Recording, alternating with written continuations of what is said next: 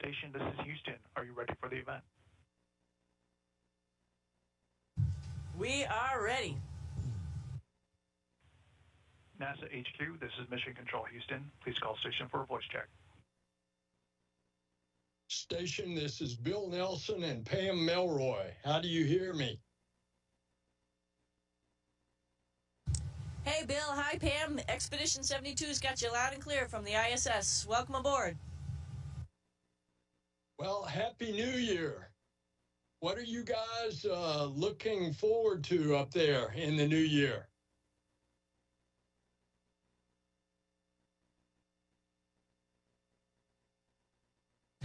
Well, there's a lot to look forward to, and I think we could each add to the list. But the nearest thing that we're looking forward to is doing a couple spacewalks over the next couple weeks, and it's a single thing to focus on, and we all come together as a team and pull off something that's really hard to do. And that's with the team down on the ground, because there's hundreds of people down there that are making all of it happen.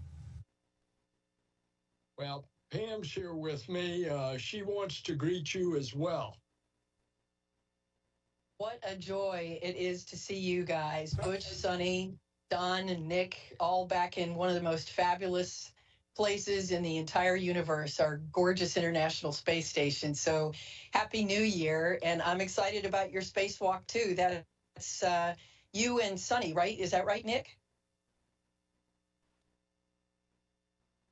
Yeah, that's the first one, and hopefully all goes well with some radiator refills. That's sort of going to dictate our future.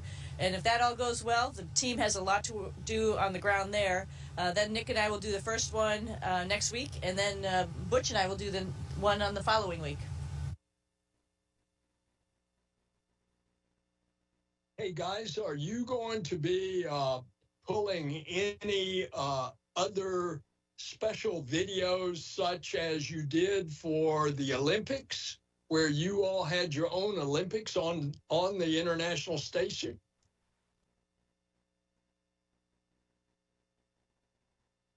Yeah, well, doing a spacewalk, if you look at the training that everybody goes through, it's almost like it's an Olympic level event, only it's in space.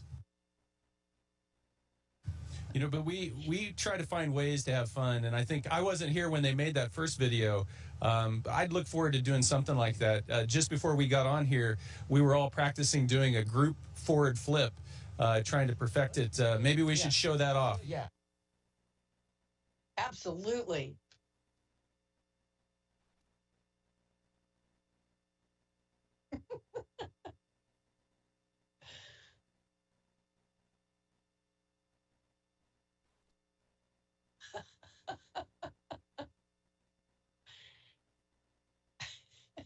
So we've got some work to go. We'll practice some more, and when we're ready, we'll make sure we record it. Yeah, it was really beautiful, but you are going to have to practice a little to stick the landing, it looks like. That's right. You need your feet together when you come down in the landing to get a perfect score. Yeah, we agree, and we're going to work hard. Good. Hey, Don, it's really great to see you in space again. How's your photography going? Photography's going well. We have a new generation of cameras on station, Pam, and it's really amazing what these cameras can record. And we've got some special lenses, particularly for optimized for nighttime imagery, and I really appreciate the folks at JSC and the folks at Huntsville that make sure we have all this equipment on orbit that allows us to collect the imagery that is so publicly available and tells the story of what it's like to be in space. Hey, Butch and Suni. And I'm just going to say, these guys are being I'm just going to add one thing. These guys are being really humble. Don has taken some incredible photographs. Butch has done some incredible time lapses, and as well as Matt Dominic beforehand. And those things go viral. I think you guys know that too. But all my friends and family are just loving the work that these guys have done, and it's just awesome. Yeah, I've seen some of those. You're absolutely right. They're amazing. I want to ask Butch and Suni if you will put to rest what reporters still keep asking me about how you're stranded, that they're concerned that you don't have any clothes, that you don't have any food. Would you put to rest for the final time, and I hope you never have to answer it again, just how you all are doing? Yeah, I think when we first launched, I think it was well known that we came up here. We swapped out a couple of components we needed on Space Station for some of our clothes. So we wore some clothes for a while, but that doesn't bother us because, you know, clothes fit loosely up here. It's not like on Earth where you sweat and it gets bad. I mean, they fit loosely, so you can wear things, honestly, for weeks at a time, and it doesn't bother you at all. So we never had any issue with wearing clothes for an extended amount of time. Now we have plenty of clothes. We are well fed. I've never seen anyone ever eat as much as Don Pettit can eat. It is amazing to watch this man eat, as skinny as he is. So that's just been a joy within itself. Every mealtime. Actually, I get up at morning. I get up early. Don gets up early. We get up like 4, and he's already in there eating before I even get up. I mean, it's just amazing. Amazing. So what you're telling us is you're not channeling Castaway, and you don't have a volleyball with a handprint on it that you call Wilson. No, we've got a whole team up here, so we're not worried about that. And there's a lot to do as well with the team on the ground. You know, we have, you know, we had tons of science experiments with SpaceX 31. We got spacewalks coming up. It was really busy when we were, waiting for Nick to get up here, and it's just been a joy to be working up here, particularly with our counterparts on the other end of the space station. It's just a great team, and no, it doesn't feel like we're a castaway. Eventually we want to go home because we left our families a little while ago, but we have a lot to do while we're up here. We got to get all that stuff done before we go home. Hey, Nick, it took you a couple of times on Soyuz to get to the station. Now you're back on the station. What's it like? Yeah, I may not be the quickest study, but I eventually get it right. And it coming through the hatch this time was like it was like I hadn't left. You know, I spent a little over 200 days the first time up here, and coming back through, it was like it was day 201. The body just is so miraculous in how it adapts, and it has a memory, and it just kind of snaps back. And so within a couple days, it felt like it was just business as usual. Life on the station really hasn't changed much. The feel of life on station hasn't changed. A lot of the experiments have changed, and that's been impressive to see this time around, because the science continues to get more and more complex and more consequential, and the things that we're trying to answer are more and more important for all of humanity, and that's fun to see that evolution. So, Nick, what's your favorite experiment? Maybe that's for the whole crew.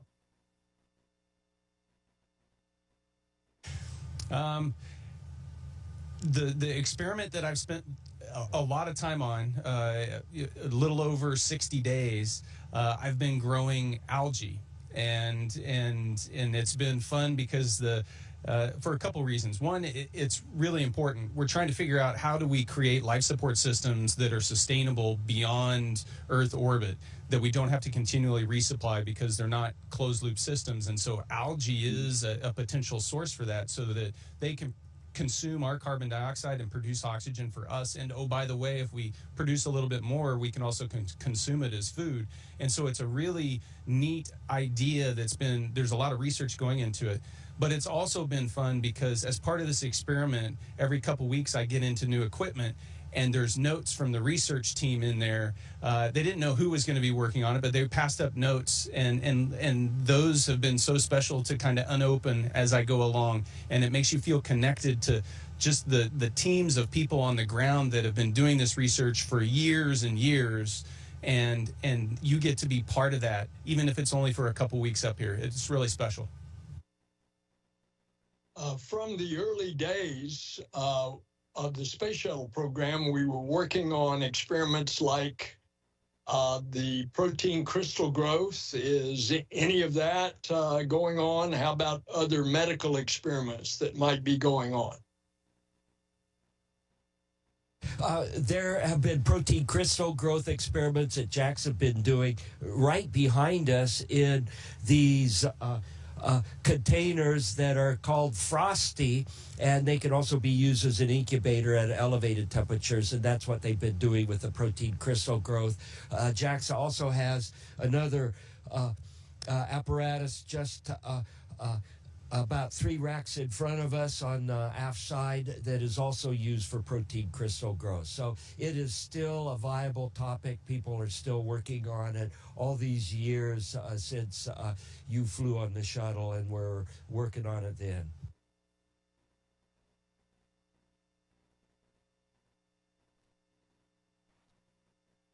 Well, that's fantastic. In fact, I think, haven't we learned that some of the protein crystal growth experiments have resulted in medical treatments here on Earth, which is just amazing to think about the basic research that you do that is going on to benefit life on Earth.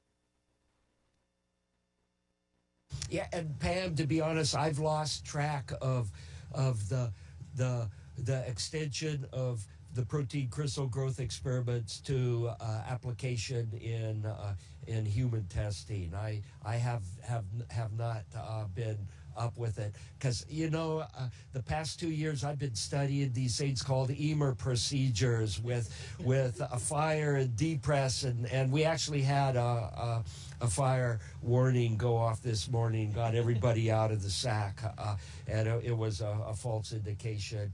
But we jumped into the procedures just like we've been trained. We fire up our analyzers to make sure there aren't any combustion products, and we just charged off.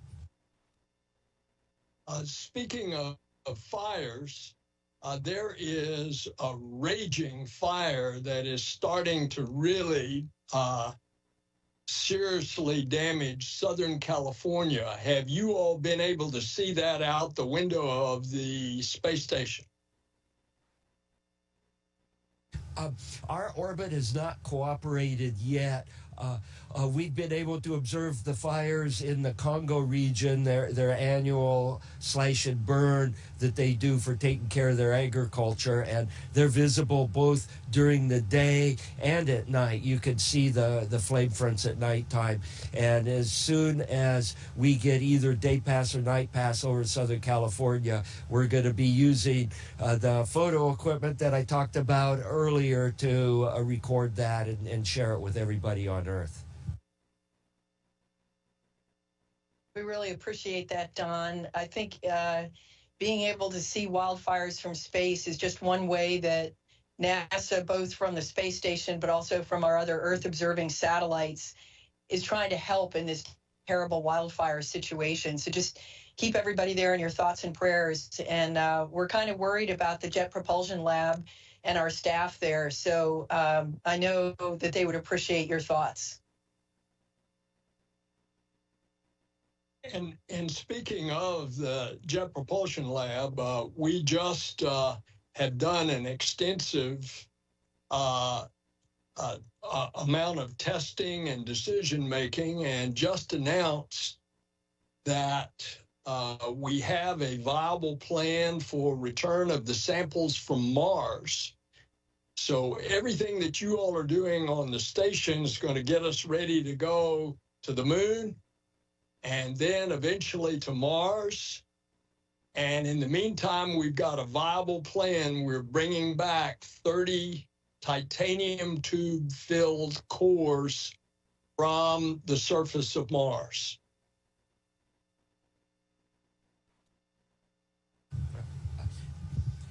Is there any thought about bringing them to space station first before we bring them to Mother Earth and do the initial stage of analysis on space station? Our preference is that we are going direct back to Earth. And it would be a landing like the Bennu asteroid sample.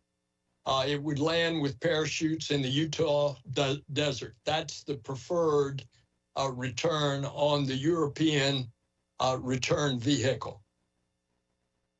Yeah, and I think it's going to take a little while, Don. So, but Bill is absolutely right that what you are doing right now is helping us get not just to the moon, but onto Mars. If I squint just a little bit, I could imagine that you're on a Mars transport vehicle in microgravity on the way as the first crew to land on Mars. So it's nice to see you there. It's a special and amazing place, but what you're doing is actually pushing humanity out into the solar system. So thank you for that. And Pam, we're ready to go on that mission.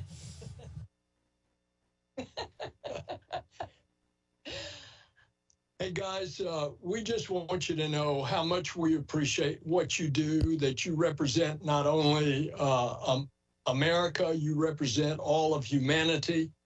If ever there has been an example of international cooperation, you all are setting the gold standard because of how you get along with everybody on the International Space Station. You are, in fact, a model of what we can do as Earthlings if we put our minds to it. So thank you, God bless you, and Happy New Year. Well, thank you very much, Bill and Pam. Thanks so much for taking the time. You know, we're just part of a big team that's getting this all done. So honored to be part of it, honored to be living here on the International Space Station. And when we get home, we'll have lots of stories to tell, and we'll see you all there. Can't wait to see you. Station, this is Houston ACR. Thank you. That concludes the event. Thank you to all participants. Station, we're now resuming operational audio communications.